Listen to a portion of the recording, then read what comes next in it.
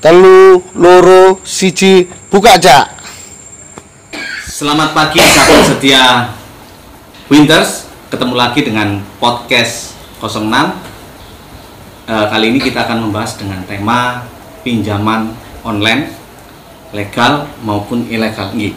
Nah, pagi ini masih dengan formasi yang sama, namun kita kedatangan narasumber.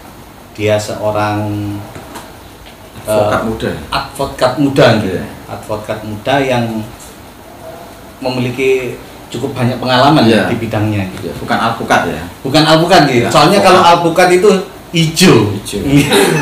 Tapi ini beliaunya ini benar-benar luar biasa. Sudah malang melintang di dunia persilatan. Saking sering malang melintangnya. Saking sibuknya dia mengurusi hukum sampai lupa dia cari jodoh. Oh, berarti masih single itu ya?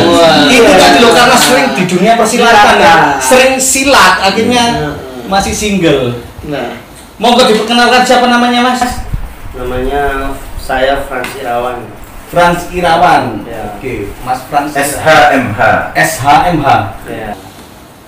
Oke, di sini Mas Frans Irawan gitu. Ya. Mas Frans Irawan, juga ada Bapak Hadi, Bapak Superman.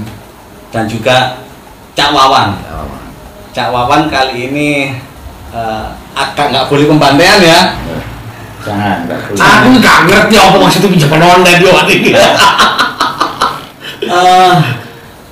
Saya juga nggak tahu. Yang saya tahu kalau kita minjem Di bank.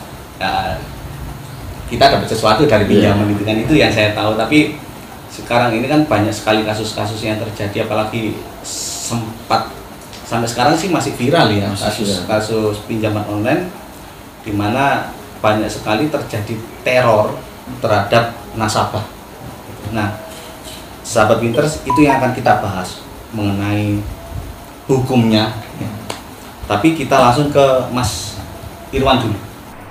Menurut Mas Irwan, dari pandangan hukum yang Mas Irwan ketahui tentang pinjaman online legal maupun ilegal, menurut pandangan Mas Irwan seperti apa?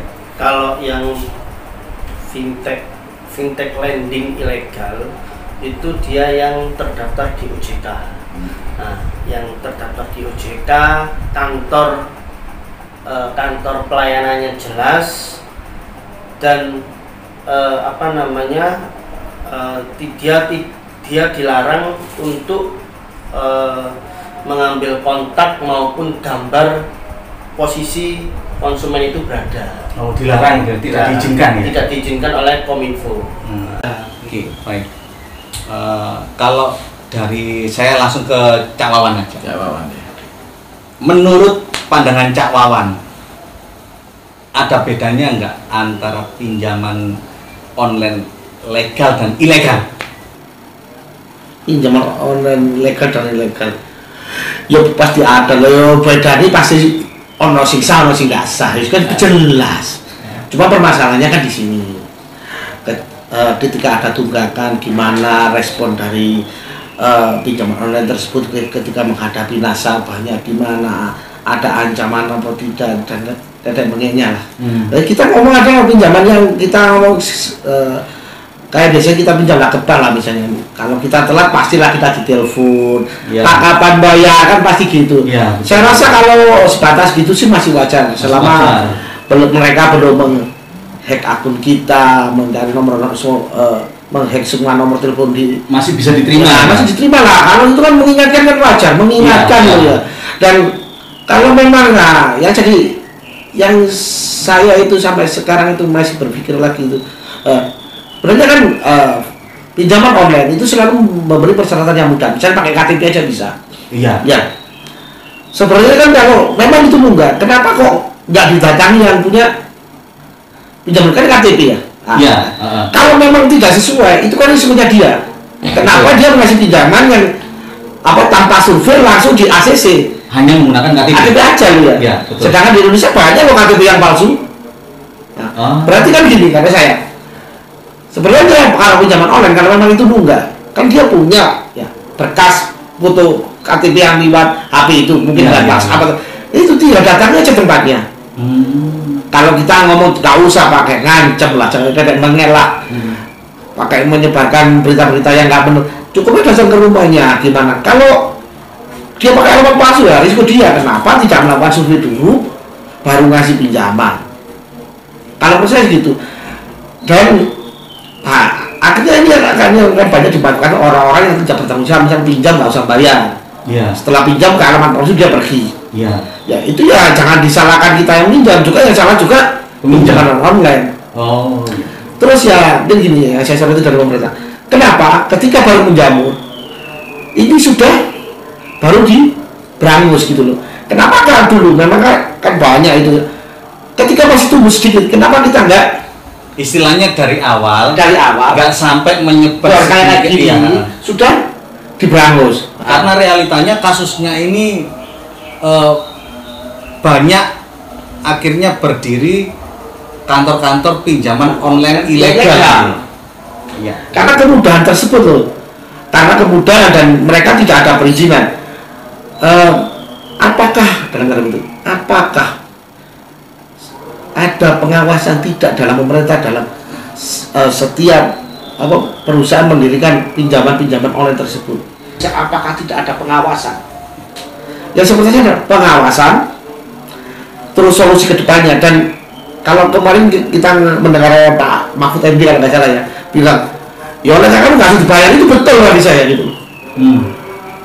Kan kesalahan bank online ya, kenapa dia menjamin kalau alamatnya nggak jelas? Ya. Hanya syaratnya menggunakan KTP aja itu terlalu mudah buat kita yang mau menguatkan hal-hal tersebut. Diskualitas bersama. Cuman memang betul sih yang sempat saya soroti juga seperti ini. Kenapa harus sampai menyebar sedemikian banyak? Baru Ada tindakan. Kenapa? Ya jujur aja kita sebagai masyarakat awam nih. Sebagai masyarakat awam, ketika ada hal-hal seperti itu seakan-akan menjadi solusi buat kita. Oh iya, aku tak nambahin. Apakah setiap instansi pemerintah yang berkewenangan di bidang tersebut, apakah kalau saya lihat hampir semua instansi pemerintah itu bekerja setelah ada delik aduan? Mungkin ya, mungkin. Misalnya polisi, mereka akan bertindak setelah ada aduan. Kan semua bertindak setelah ada aduan. Delik aduan. Apakah itu semua memang harus begitu? Atau tidak ada tindakan preventif sebelumnya? Monggo, Mas. Kalau berbicara soal hukum dan pemerintah dan lain sebagainya, kita sebagai masyarakat awam benar-benar, saya sendiri juga jujur secara penglihatan saya baru tahu tentang pinjaman online ini kalau ternyata seperti ini kejadiannya itu ketika viral. Dan saya sempat kaget juga ketika cara penagihannya itu sampai menggunakan kata-kata kasar, terus menyebarkan gambar-gambar porno itu. Jadi diedit gambarnya. Diedit. Saya baru tahu ketika sudah viral. Cuman gini, nanti kita bahas juga ya. Maksudnya gini,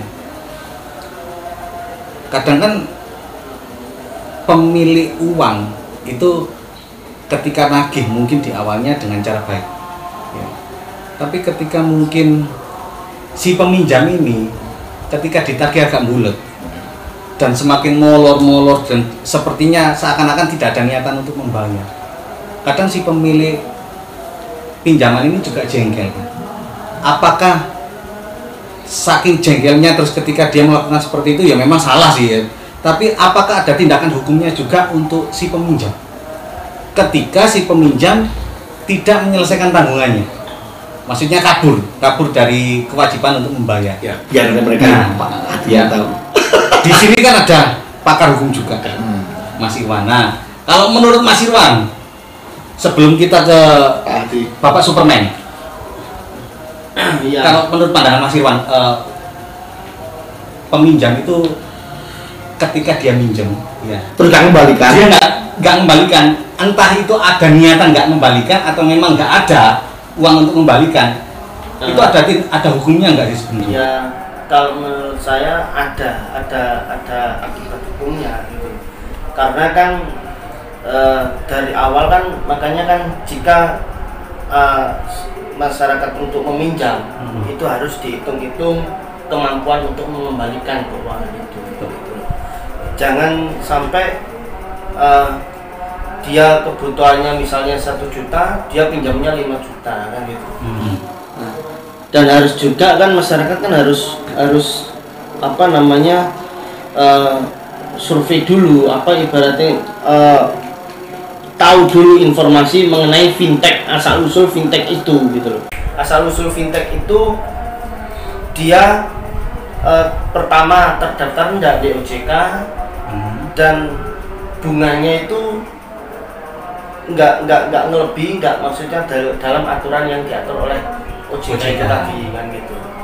Itu baru boleh meminjam. Dan kalau misalnya masyarakat itu memang tidak mau menunaikan kewajibannya, berarti kan ada akibat itu juga kan. Pihak fintech juga bisa melaporkan kepada yang berwajib kan juga bisa.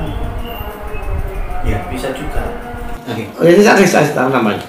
Kalau kita pinjam di bank lokal, di bank biasa ya, kalau kita kan pinjam kan harus ada yang kita agunkan. Kalau kita nggak bisa membayar, kan akadnya di situ sudah jelas bahwa apa yang kita agunkan itu yang akan kena sita, kalau nggak salah kan gitu. Tapi ini bermasalahnya di pinjaman online, tidak ada yang kita agunkan. Apa yang bisa mereka tuntut? Ini jadi pertanyaan saya. Apa yang bisa mereka tuntut sedangkan kita nggak punya jaminan di situ? Cuma bodoh KTP loh. Ya, itu nanti kita tanyakan ke Bapak Superman. Sekaligus saya akan bertanya seperti ini, perbedaan antara syarat-syarat pinjaman online yang legal dan ilegal itu perbedaannya apa sih, supaya masyarakat itu tahu kan? Jadi nggak asal ada orang datang menawarkan ini gampang, syaratnya cuma foto, terus foto KTP, habis itu foto diri, dana cair ya kan, foto diri terus dana cair. Padahal kenyataannya malah ribet. Oke, kita ke Bapak Superman menanggapi dari pertanyaan Cak Wawan dan saya. Monggo. Oke, terima kasih. Diskusi ini agak lumayan berat mengingat karena pinjaman online dan offline ini hampir merebak ya di sekitar masyarakat kita. Pertama karena memang kita di tengah kondisi sulit, karena di tengah pandemi ini banyak ekonomi istilahnya orang yang usaha banyak yang gulung tikar, sehingga pinjaman online ini baik yang legal maupun yang ilegal itu menemukan momentumnya.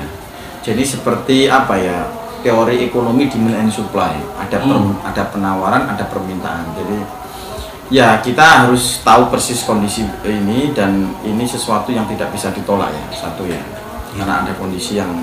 Nah, yang kedua begini, memang ada beberapa tanggung jawab pemerintah yang memang istilahnya belum bisa dimaksimalkan, yaitu literasi keuangan. Banyaknya kasus begini kan karena masyarakat juga tidak tahu. Dia pokoknya ada orang menawari pinjaman dengan syarat mudah, terus pokoknya store KTP, kemudian dia padahal efek jangka panjangnya itu buruk buat dia. Karena contoh misalnya begini, orang pinjam 1 juta, itu yang cair cuma 600 misalnya. Contoh yang ilegal ini, yang beberapa testimoni di media sosial. Jadi cairnya 600, dia mengembalikan 1.100.000. Jadi hampir 100% dia meminjam dengan mengembalikan tenor hanya beberapa minggu misalnya. Nah, yang pertama saya ingin mengulas dulu. Jadi kita bisa membedakan mana pinjaman online yang legal maupun ilegal itu dengan cara kita bisa mengecek di websitenya AFPI. Jadi Asosiasi Fintech Pendanaan Indonesia. Jadi di www atau www.cekfintech.id. Nanti bisa dilihat di sana ada daftar mana-mana saja perusahaan yang sudah mendaftar dan mendapatkan izin resmi dari Otoritas Jasa Keuangan. Itu bisa. Tetapi memang ini sesuatu yang tidak gampang. Orang dikasih pemberitahuan ada pinjaman begini, ya dia nggak mungkin ngecek dulu misalnya bener nggak ini, padahal akibatnya ke belakangnya sangat luar biasa. Nah, itu yang pertama. Kami berharap para pemirsa Winteam yang misalnya menonton YouTube ini, channel ini, jadi bisa mengecek ke www.cekfintech.id. Nanti di sana ketahuan apakah perusahaan yang misalnya Anda pinjami itu legal atau tidak. Di situ tertera ya. Nah, tertera. Oke, jadi ciri-cirinya begini kira-kira untuk membedakan apakah itu fintech legal atau tidak. Misalnya begini, nanti ketika Anda ditawari, itu kalau fintech ilegal itu dia akan ada misalnya dia akan bisa mengakses seluruh data yang ada di HP Anda. Nah, sementara yang fintech legal itu tidak boleh, dia punya kode etik. Dia hanya misalnya boleh mengakses kamera, kemudian apa gitu, ada 3 yang dia bisa mengakses. Tetapi kalau yang fintech yang ilegal itu semua data Anda bisa diakses. Jadi misalnya dalam beberapa kasus, kalau misalnya nasabah atau konsumen itu tidak membayar, itu orang tuanya ditelepon, di WA, istrinya, kalau perlu kakek neneknya, misalnya kalau kakek neneknya masih hidup mungkin di WA atau di telepon. Itu yang ilegal. Yang ilegal. Jadi kemudian cara-cara yang tidak etis dan melanggar hukum, misalnya dikirimi gambar tadi. Padahal itu adalah bentuk pengancaman, itu dilarang dari dalam KUHP. Ancamannya berat, ya. Jadi cara-cara penarikan dengan cara-cara memaksa, ancaman kekerasan, mengirim gambar, termasuk misalnya data kita disebar misalnya ke orang-orang bahwa nama ini, KTP ini tidak membayar, itu ada perbuatan pidana. Menurut Undang-Undang Administrasi Kependudukan, barang siapa yang menyebar identitas pribadi kita tanpa izin kita itu hukumannya bisa 4 tahun. Jadi itu berat. Jadi ya ini adalah artinya sesuatu kondisi yang ya ada problem negara yang belum maksimal, kemudian ada problem dari masyarakat, literasi keuangan yang masih rendah, juga ada faktor kondisi ekonomi yang betul. Semua orang butuh uang itu gitu ya. Sebenarnya sementara orang mau mengakses bank resmi yang bankable itu nggak mungkin, dia nggak punya agunan. Kalau bank resmi dia ada namanya 5C, kompetensi, kemampuan untuk mengangsur ada nggak misalnya, kemudian karakternya bagaimana, pernah ngemplang nggak. Jadi itu agak berat, kayak Mas Wawan yang misalnya tadi cerita ada syarat-syarat kredit, ada agunan, itu orang-orang nggak punya apa-apa mau bagaimana bisa pinjam ke bank, nggak bisa, akhirnya dia pakai jalan pintas. Sementara negara tidak bisa menghadirkan solusi, misalnya ya misalnya ada bank khusus lah, bank nggak tahu kita misalnya ada pemerintah kasih pinjaman yang sangat ringan bunganya, yang mudah misalnya, persyaratannya juga ya misalnya begitu, tapi pemerintah bilang nanti kalau begitu nggak ada yang bayar begitu. Nah, jadi ini problem yang belum ada titik temu dari konteks itu. Oke, sekarang menjawab yang kedua, misalnya bagaimana kok baru-baru ini misalnya ada operasi penertiban misalnya. Ya mungkin di satu sisi itu perspektif dalam konteks penegak hukum mungkin itu ya, tetapi ini bukan sesuatu yang terlambat begitu loh. Sebetulnya pemerintah sudah banyak bergerak dalam konteks pinjaman ilegal ini. Sudah ada ribuan fintech ilegal yang diblokir sama pemerintah oleh Kominfo. Sebelum hal ini viral. Cuman sepertinya perusahaan ini memang sudah nggak punya etikat baik, jadi diblokir, besok buat aplikasi lagi, besok blokir buat aplikasi lagi. Jadi seperti mati satu tumbuh seribu. Ini yang sulit untuk dilakukan penegakan hukum. Nah, sekarang sepertinya kita melihat penegak hukum sudah on the track di Surabaya, di Jakarta, di Yogyakarta, di Semarang, di semua tempat sudah dilakukan penertiban. Kita berharap semua di sini mungkin korban-korban tadi yang dikatakan oleh Pak Menko Polhukam Mahfud MD tegas mengatakan bahwa bagi yang sudah terlanjur meminjam perusahaan pinjol yang legal tidak usah bayar katanya. Karena menurut Pak Mahfud, kalau perusahaan pinjam ilegal itu dia melakukan transaksi keperdataan, maka juga tidak sah karena perusahaannya tidak sah. Nah, itu yang dikatakan oleh Pak Mahfud. Nah, cuman risikonya paling ya diteror, dikejar-kejar itu tadi. Kalau risiko dilaporkan ke polisi dia nggak bayar nggak bisa, karena itu hukum keperdataan. Jadi yang dikatakan Mas Irwan tadi, misal dilaporkan polisi apa? Karena itu keperdataan. Jadi kecuali misalnya menipu, misalnya. Tidak lagi nanti penipuan itu ada lagi tindak pidana penipuan. Nah, tapi kalau akad pinjam meminjam itu keperdataan. Keperdataan. Iya, itu apa? Jadi kalau orang nggak membayar itu namanya wan prestasi. Wan prestasi dia bisa digugat, perbuatan melawan hukum, wan prestasi nanti dia bisa penggugat bisa mengajukan sita. Kalau punya sepeda motor ya mengajukan pengadilan suruh menyita motornya nanti dijual buat membayar utang. Itu namanya keperdataan. Nah, terkait dengan delik tadi Mas Wawan bilang, jadi delik itu ada dua, ada delik biasa, ada delik aduan. Nah, kalau yang dikatakan Mas Wawan tadi pinjol ini ada delik biasa, bukan delik aduan. Jadi polisi itu melakukan penggerebekan, penangkapan tanpa aduan. Oh gitu. Jadi misalnya pembunuhan itu bukan delik aduan. Ada orang mati, polisi nggak harus ada orang mengadu baru diselidiki, diinvestigasi, ada penyidikan enggak. Oke. Jadi ada yang aspek pidana pengaduan, namanya delik aduan, ada yang delik biasa. Kalau misalnya kekerasan itu tanpa orang mengadu, negara harus intervensi. Nggak harus orang harus mengadu dulu. Kalau yang delik aduan misalnya ada apa? Delik perzinaan. Kalau tidak ada orang mengadu, itu tidak bisa, harus ada orang yang dirugikan, misalnya salah satu pasangan misalnya. Itu contoh delik aduan. Jadi delik kasus tadi misalnya pengancaman, suruh membayar, kemudian menyebarkan tadi itu bukan delik aduan. Jadi kapanpun polisi bisa bertindak, bisa menangkap, melakukan tindakan hukum, penegakan hukum, dan orang-orang yang terlibat diproses semua, bukan hanya yang bagian di lapangan atau yang bagian menagih, termasuk para operator-operator yang memerintahkan itu harus diusut tuntas menurut saya. Apakah yang meminjam itu tidak bisa kena tuntutan hukum juga? Yang meminjam? Iya, karena kan dia misal ya, karena kan dia misalnya kita nggak peduli dia tahu apa enggak ini ilegal apa enggak, kita nggak mau tahu. Kalau ini kan dia juga ambil jalan salah, mengapa pinjam di tempat yang salah gitu loh? Tidak bisa. Tidak bisa. Ya, tidak bisa. Jadi karena apa istilahnya tindak pidana itu sudah dibatasi di dalam KUHP. Jadi yang seperti yang Mas Wawan tadi misalnya, yang apakah yang minjem bisa dipidana? Jadi kalau nanti misalnya ada pidana penipuan misalnya, kalau penipuan itu begini misalnya, saya minjem tapi pakai KTP orang lain, itu menipu namanya. Itu bisa tindak pidana pemalsuan bisa misalnya. Tapi kalau orang nggak punya duit, nggak bisa membayar, dipidana apa? Nggak bisa, itu bukan pidana ya, itu keperdataan namanya. Keperdataan. Iya. Mungkin dia bisa dihukum, tapi di alam sana.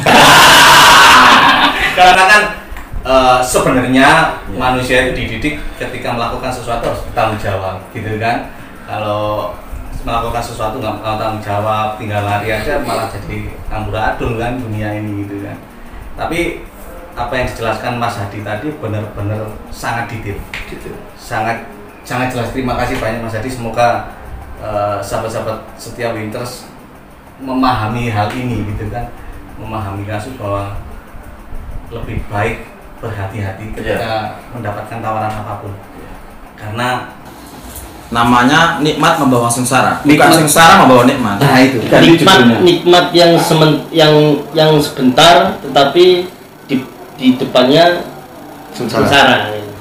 Di belakangnya sengsara ya. Oh, ya. Cuman gini, kalau sudah terlanjur, nanti kita bicara solusi itu nanti. kadang saya mikir gini, seperti yang Bapak Superman, Bapak Adil katakan tadi, seharusnya pemerintah itu menyediakan, katakanlah contoh seperti bank ya, untuk pinjaman bagi benar-benar masyarakatnya nggak mampu, yang tidak punya agunan, ya, gitu ya. Jadi dengan syarat yang tidak ribet.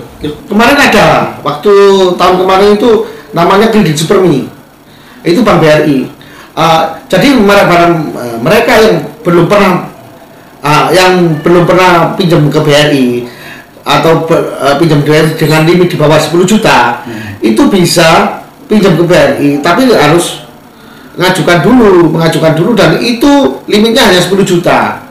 Dan itu kalau selama akhir waktu itu kan Oktober, jadi kalau selama 3 bulan dia bisa bayar, itu tanpa dikenakan bunga. Jadi bayar pokok, misalnya untuk 10 juta, yang dengan 10 juta, baru ketika melewati 3 bulan baru dengan bunga. Sebetulnya ada juga Mas, ada namanya kredit usaha rakyat atau KUR, itu bunganya sangat rendah sekali. Cuman persyaratan sangat ringan. persyaratan dia nggak pakai agunan sebetulnya, cuman dia harus pakai. Jadi ketika orang minjem Punya usaha. ya dia punya usaha apa kamu supaya izin usaha. supaya bisa mengembalikan uang pinjaman tadi. Jadi ini bukan untuk kepentingan konsumtif. Kalau pinjaman online rata-rata untuk konsumtif, untuk makan, untuk ya keberlangsungan hidup dia. Tapi yang kayak kur tadi yang oleh Mas Wawan tadi adalah kredit namanya kredit produktif untuk usaha. Jadi Itu bedanya usaha. memang. Itu memang bukannya rendah, cuma memang kayak orang yang sudah punya pinjaman di bank di atas 10 juta. Tidak bisa. Kalau yang seperti kemarin nggak bisa. Jadi kemarin itu waktu di pasar saya tempat berjualan itu kayak gitu, dan saya tidak ada yang masuk gitu loh. Itu kan untuk yang Itu masih berlaku Mas. Terakhir Desember kemarin, tahun kemarin. tahun kemarin. Iya. enggak, yang saya maksudkan gini, itu kan untuk usaha ya. Iya. Kita realita ya, dari masyarakat nggak semua masyarakat yang perekonomiannya sangat minim itu kan mempunyai usaha. Terutama masyarakat pekerja sektor informal. Itu misalnya kayak tukang hari ini kerja, misalnya bangunannya itu selesai, besok tukang di mana belum tentu dapat.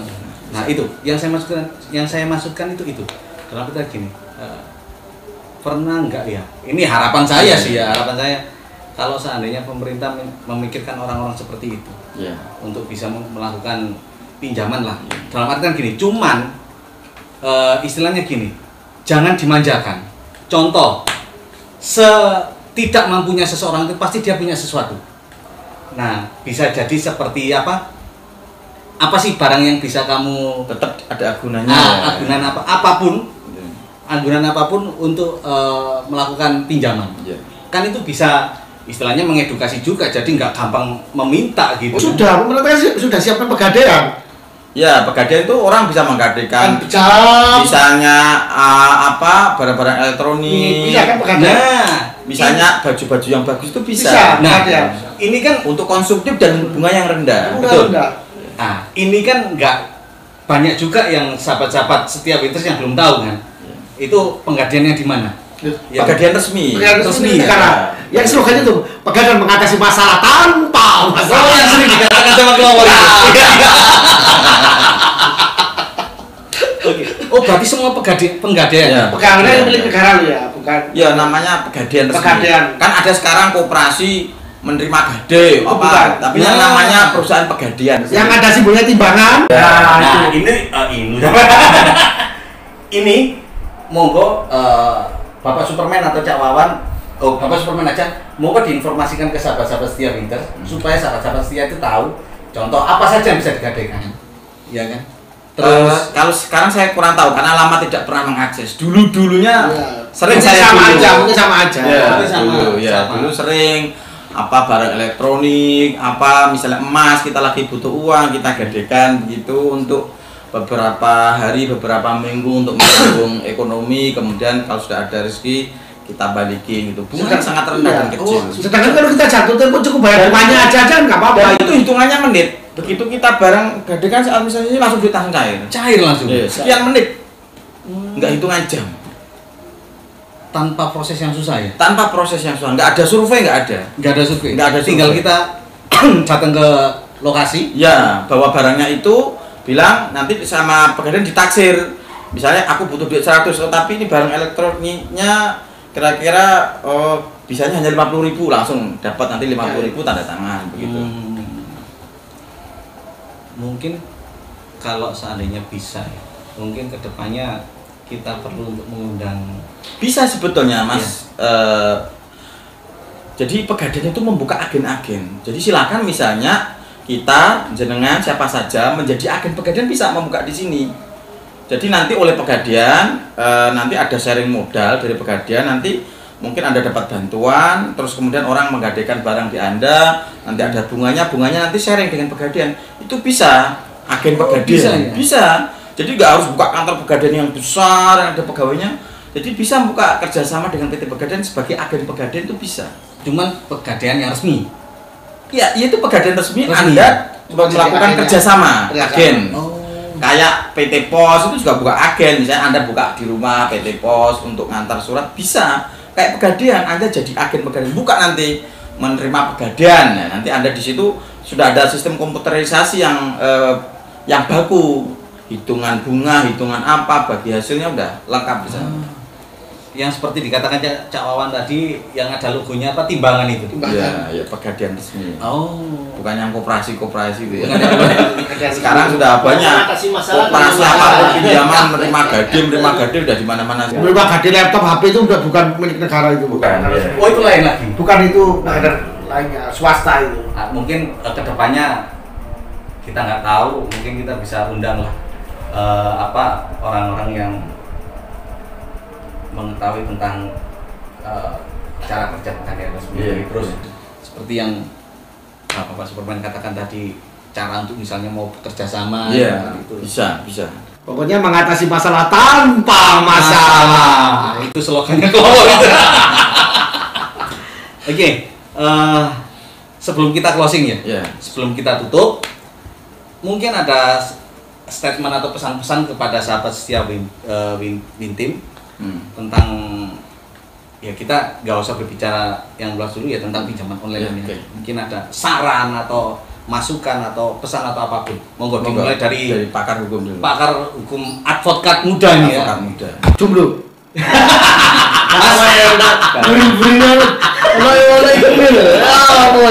Kan promosi, kita kan promosi. Siapa tahu sahabat Bintra ada yang kacau ini. Sahabat Bintra ada yang mau loh daftar. Jangan gimana Mas Iwan? Cuman jangan promosi, saya masih sendiri jangan. Kasih tahu Mas. Gimana? Sebagai kakak kan wajar kita mempromosikan gitu loh. Tahu pin-pin. Ya, kalau saya kalau kepada masyarakat ya wajib dilihat dulu lah, dipilah-pilah dulu, dipilih-pilih dulu fintech mana yang betul-betul itu memang terdaftar di OJK, mana yang tidak gitu loh.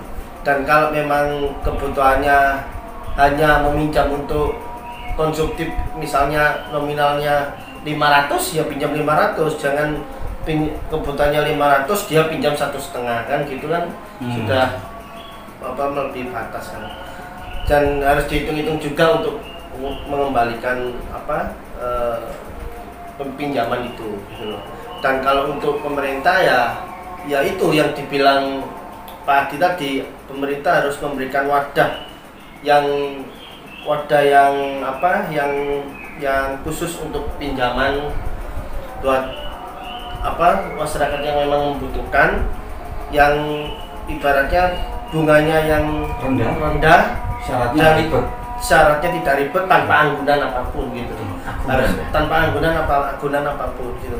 Harusnya kan pemerintah memberikan wadah tersendiri. Ya bisa kerjasama dengan sektor swasta juga bisa kan gitu. Luar biasa. Ya. Cak Wawan, karena adiknya sudah ngomong tadi, sekarang kakaknya. Speechless. Kalau saya cuma berpesan, hiduplah sesuai kemampuan. Jangan lakukan pinjaman kalau hanya untuk lifestyle. Tuh. Kalau kita memang hanya perlu makan dan itu masih bisa, ya udahlah kita hidup apa adanya. Kalau memang nggak ada dan benar-benar nggak ada, barulah kita meminjam. Itu aja. Luar biasa.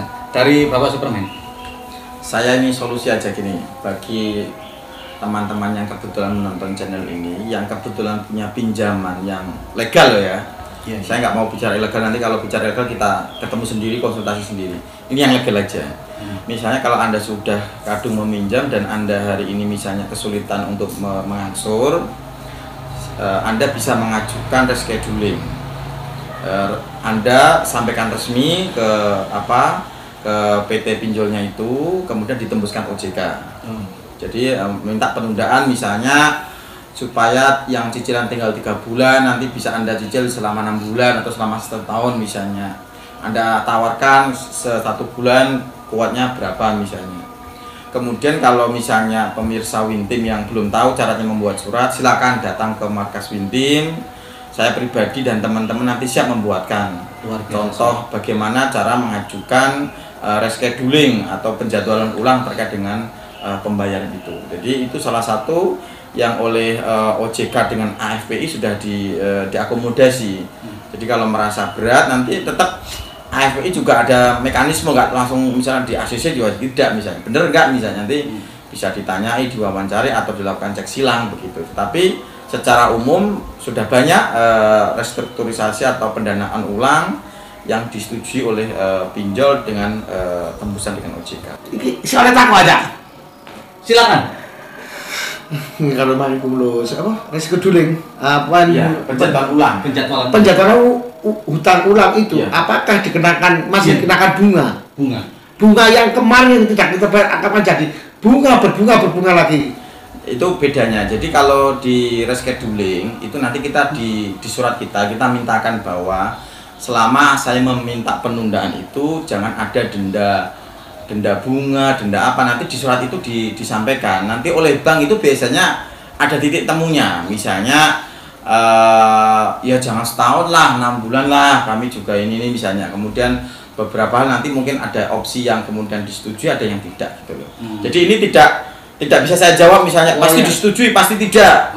Jadi masing-masing bank punya kebijakan internal, tetapi bahwa mekanisme untuk penjadwalan ulang ini ada peraturan OJK-nya juga mengakomodasi supaya ini tidak misalnya dari kredit macet juga pinjol nanti misalnya pinjaman online yang legal misalnya rugi, masyarakat juga nanti kena blacklist, itu kan sama-sama rugi misalnya. Jadi ini saya kira salah satu solusi yang baik yang coba kita bisa lakukan bagi masyarakat yang kebetulan punya pinjaman online yang legal tapi kesulitan untuk mengangsurnya. Soalnya saya kayak kemarin itu yang pertama-tama pandemi, ketika ada kebijakan pemerintah untuk penjadwalan ulang, kita itu memang tidak dikenakan untuk bayar cicilan, tapi bunganya kita tetap bayar. Itu yang offline dah, yang resmi. Ya. Apakah nanti jatuhnya sama dengan yang itu gitu loh? Saya tidak bisa menjawab persis ya, karena belum pernah melakukan itu. Cuman yang Bapak Supromen himbau kalau seandainya ada yang belum menyelesaikan pinjaman yang legal ya dari kami Wintim bisa membantu untuk yang ilegal boleh saja Anda datang untuk konsultasi, kita akan untuk tidak membayar bukan konsultasi bagaimana baiknya gitu loh ya. Konsultasi Mas advokat ada tambahan nggak? Ada tambahan nggak? Sudah, itu aja cukup. Sudah. Oke. Sahabat setia Winters, sahabat setia Wintim, semoga apa yang kita sampaikan tadi benar-benar berguna dan bermanfaat bagi siapapun yang menyaksikan podcast kita hari ini. Satu yang saya mau bagikan seperti ini. Selama kita masih mampu, jangan berusaha untuk melakukan pinjaman apapun. Bekerjalah.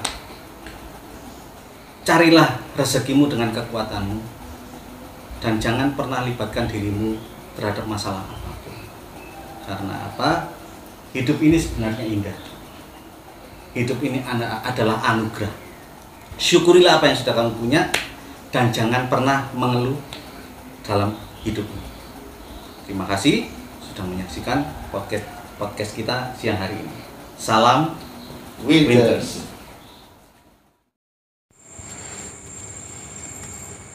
Siji, loro, telu, tutup cak. Dor.